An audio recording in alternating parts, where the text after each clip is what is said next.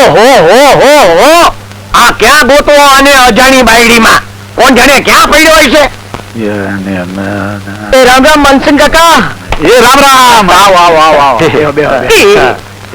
અરે આ તો ઈ જ ઓલો નદી કાંઠા વાળો મને મારવા દોડ્યો તો ઈ જ છે. એ ભગવાન, એની છોકરી હશે? મનસિંહ કાકા, મારી માએ મેં સંતોષબેન ને કહેવડાવ્યું હતું ભાઈ.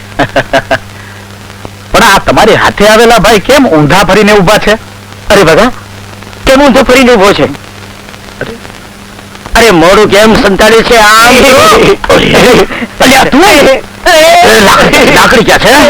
એટલે તમે આને ઓળખો છો? અરે બહુ સારી રીતે ઓળખું છું એને તો હું. અરે આજ તમારા જબૈરાજ છે.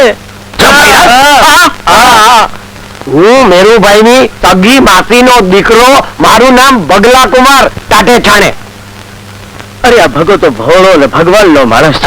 સાવ ટાટે છાણે. અને મનસંગ કાકા, આજથી ભગાની બધી જવાબદારી મારામાં છે. તમે જવાબદારી લેતા હો તો ઠીક છે, બાકી હું તો છોકરીનો બાપ ને. દીકરી આપતા પેલા બહુ વિચારવું પડે. હા, અને અમારે લેતા પેલા વિચારવું તો પડે ને. સમજુ ને બોલાવો.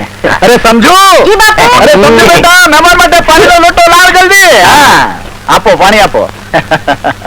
લાવો. તમારા પાણીયારાનું પાણી ભારે ટાઢું હો.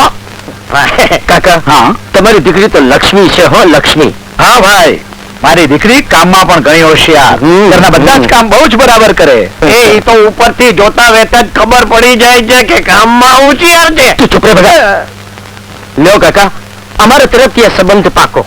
હા, અમારે સંતોષબેન ના ચિંધેલામાં શું કહેવાનું હોય. હવે વેળાસર સારું મુહૂર્ત જોઈ અને ચુંદડીને શ્રીફળ મોકલાવી આપજો એટલે સંબંધ પાકા. હા, અને તમે જટ લગ્નનું મુહૂર્ત દોડાવી નાખજો હો. હા, તું ચૂપ રે બધા. હાલો, અમે રજા લઈએ. ના રે, એમ તે કઈ જવાતું હશે? અરે મારી સમજૂડીના હાથની અત્યારે લાપસી ખાઈને સવારે જવાનું છે. હા, લાપસી તો ખાવી જોઈએ. બાકી મેરુભાઈ, મને છે ને આ છોડીને જોતા વેત અત્યારે પૈણ ચડ્યું છે. પાણી પી. પાકી લાપસી ખાય. હાલ હું તને લાપસી નું આંધણ મુકાવું. હાલ તું લાપસી જેવી બેસો.